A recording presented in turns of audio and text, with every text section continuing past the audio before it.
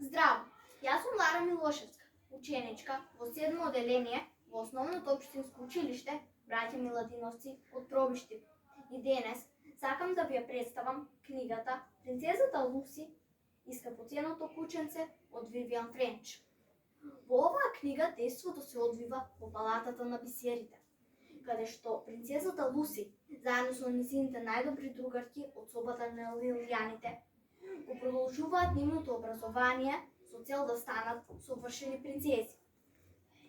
Се наближува денот на спортот, а по тој повод во палатата на бисерите ќе се одржувал спортски натпревар.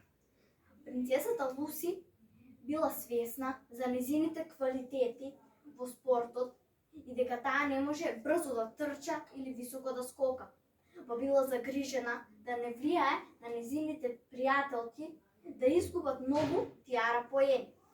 Но овде биле незините пријателки од собата на Лилијаните, кои многу ја поддржувале и велеле дека со малку повеќе труд и тренинг таа ќе успее да учествува на денот на спортот. А исто така овде била и кралицата Моли, која им предавала спорт.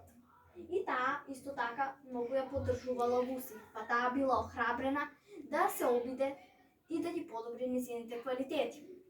Дали принцезата Луси ќе успее да ги подобри незините квалитети и да учествува на спортскиот натпревар, или пак дали таа ќе влијае на резултатот на незините пријателки.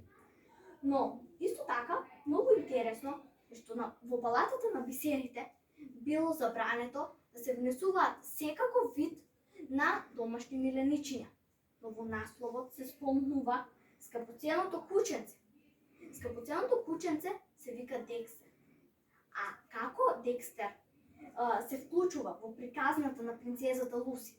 Дали таа има контакт со кученцето Декстер? Или пак дали е нејзино?